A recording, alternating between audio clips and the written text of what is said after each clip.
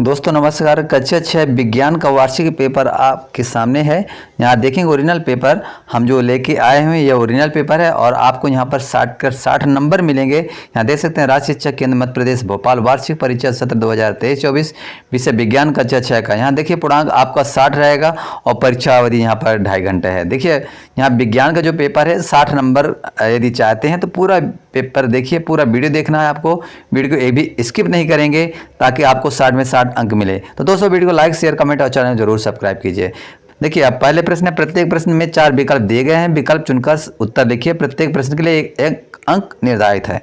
अब प्रश्न क्रमांक 1 है, ठीक है। 1 से 5 तक में प्रत्येक प्रश्न के लिए आपको 1 अंक मिलेगा। बहुविकल्पीय प्रश्न है। अब देखेंगे प्रश्न क्रमांक बाघ 1 है क्योंकि यह केवल मांस खाता है। तो क्या शाकाहारी है, बी मांसाहारी है, सी सर्वाहारी है या इनमें से कोई नहीं। तो आप जानते हैं क्या है, बाघ क्या है, केवल मांस खाता है। तो बी नंबर आपका हो जाएगा मांसाहारी। और आपको बी नंबर आपको लगाना है। 100% 200% ये रियल पेपर है। देखिए विटामिन डी के अभाव में होता है, रतौंधी होती है, बेरी बेरी होता है, स्कर्वी होती है, रिकेट्स होता है। तो जो इसका डी विटामिन डी के अभाव में होता है, ये डी नंबर रिकेट्स हो जाएगा। तो डी नंबर आपको रिकेट्स लिखना है। प्रश्न क्रमांक 3 है, उष्मा का कुचालक है। उष्मा का जो कुचालक है तो कौन है, एल्युमिनियम है, स्टील है, कांच है। तो आप देखिए यहाँ पर भर देंगे, यहाँ कांच भर देंगे आप। डी नंबर आपको भर देना है, कांच भरेंगे। ये एक नंबर के 3 प्रश्न हो गए। इसके बाद चलते हैं प्रश्न क्रमांक 4 में। वेग में परिवर्तन की दर को क्या कहते हैं। वेग में जो परिवर्तन हो तो क्या कहते हैं, उसको त्वरण कहते हैं, गति कहते हैं, चाल कहते हैं, वेग कहते हैं। अब 4 विकल्प दिए गए हैं, 4 में से एक विकल्प सही है तो आपका हो जाएगा त्वरण हो जाएगा। चलिए प्रश्न क्रमांक अब चलते हैं दोस्तों 5वें नंबर में।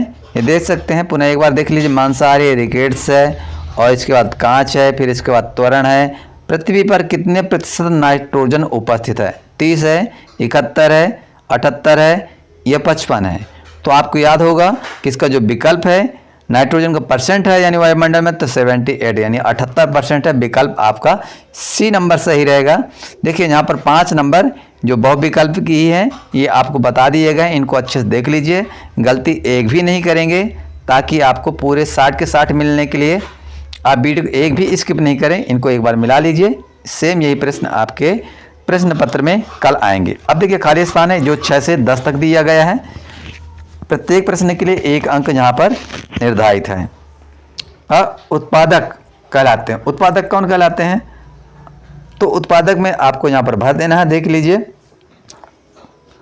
आप यहाँ भरेंगे, पौधे भरेंगे। देखिए हरे पौधे। 6 नंबर में क्या भरना आपको, हरे पौधे।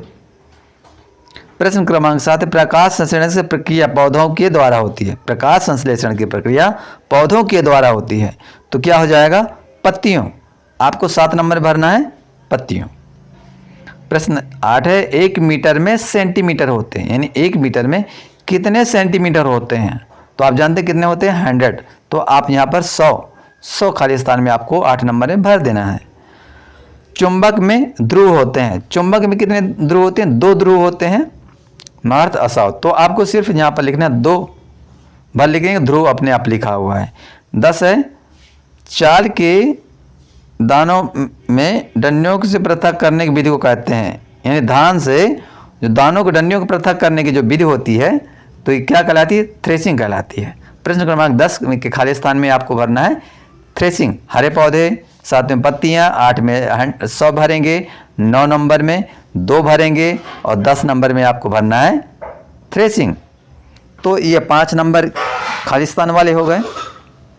दोस्तों वीडियो को लाइक शेयर कमेंट और चैनल को जरूर सब्सक्राइब कीजिए।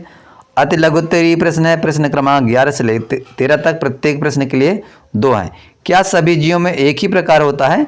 देखिए 11 नंबर, क्या सभी जीवों को एक ही किस्म के भोजन की आवश्यकता होती है। नहीं, सभी जीवों को एक किस्म के भोजन की आवश्यकता नहीं होती, विभिन्न प्रकार के भोजन की आवश्यकता होती है। यह प्रश्न क्रमांक आपका 11 का है। इसके बाद नारियल तंतु से बनने वाले जो 2 वस्तुओं के नाम लिखना है। तो नारियल तंतु से बनने वाली हैं गद्दे हैं, पर्स हैं, रस्सियां भी बनती हैं जो नारियल के धागे से होते हैं। प्रश्न क्रमांक देखिए यहाँ पर, 13 पकाने से पहले दालों के किसी नमूने से आप भूसे एवं धूल के कण कैसे पृथक करते हैं? पकाने से पहले दालों के किसी नमूने तो पकाने से पहले दालों के नमूने से भूसे तथा धूल के कण निष्पावन विधि द्वारा पृथक करते हैं। आपको इसके लिख देना है। 14 है, यदि किसी पौधे की पत्तियों में जालिका रूपी सिरा विन्यास हो तो उसकी जड़ें किस प्रकार की होती हैं? अब देखिए इसका उत्तर हो जाएगा, यदि किसी पौधों की पत्तियों में जालिका रूपी सिरा विन्यास है तो उसकी जड़ें मूसला जड़ें होंगी, जैसे दालें होती हैं ना, दालें चना वगैरह की होती हैं। फिर है, कपाल की कौन सी अस्थि गति करती है? जो कपाल की गति होती है, और ये चुंबक वाले देख लीजिए, चुंबक के कपाल में कौन सी अस्थि ग्रहण कर कपाल का केवल निचला जबड़ा गति करता है। चुंबक के ध्रुव कहाँ स्थित होते हैं? तो क्षण चुंबक के ध्रुव सिरों के नज़दीक होते हैं, सिरों के पास होते हैं इसके ध्रुव। ये 15-16 का उत्तर हो गया। दोस्तों वीडियो को लाइक शेयर कमेंट और चैनल को सब्सक्राइब करना नहीं भूलें। लघुत्तरी प्रश्न है 17 से 22 तक, और यहाँ प्रत्येक के लिए आपको 3 अंक मिलेगा। वायुमंडल की कौन सी गैस श्वसन के लिए आवश्यक है? जो वायुमंडल में गैस होती है तो वायुमंडल की ऑक्सीजन गैस श्वसन के लिए आवश्यक है। यदि ऑक्सीजन पर लिख देंगे तभी आपको पूरा उत्तर यहाँ अंक मिलेंगे 3 नंबर। लाल केंचुए किस प्रकार की कचरे को कंपोस्ट में करते हैं? अब देखिए लाल केंचुए अजैविक अपशिष्ट जैसे प्लास्टिक, पॉलीथीन, कंपोस्ट में परिवर्तित कर देते हैं। देखिए लाल केंचुए अलग तरह के होते हैं।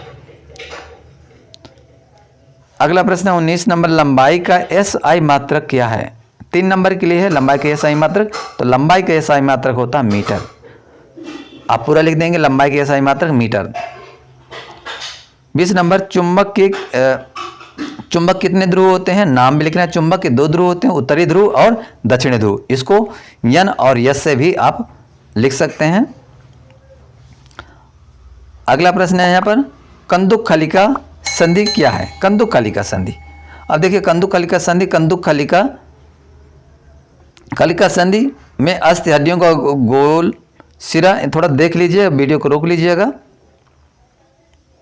उष्मा, देखिए 21 नंबर, उष्मा अवशोषित होने वाले 2 परिवर्तन बताना है जिसमें उष्मा का अवशोषण होता है। चलिए इसको देख लीजिएगा। फिर दीर्घ उत्तरीय प्रश्न है, प्रश्नों का उत्तर आपको 75 से 100 शब्दों में लिखना है। प्रत्येक प्रश्न के लिए आपको यहाँ पर 5 अंक मिलेंगे। निष्पावन से क्या अभिप्राय है? यहाँ कहाँ उपयोग किया जाता है? मेरुदंड किसे कहते हैं? विद्युत खंभों या विद्युत उपकेंद्रों तथा पास चेतावनी के खतरे में जो निशान बने होते हैं तो इनका क्या महत्व होता है? कि इन्हें 2 जीवाणु जनित रोगों के आपको लक्षण लिख देना है, नाम लिखना है।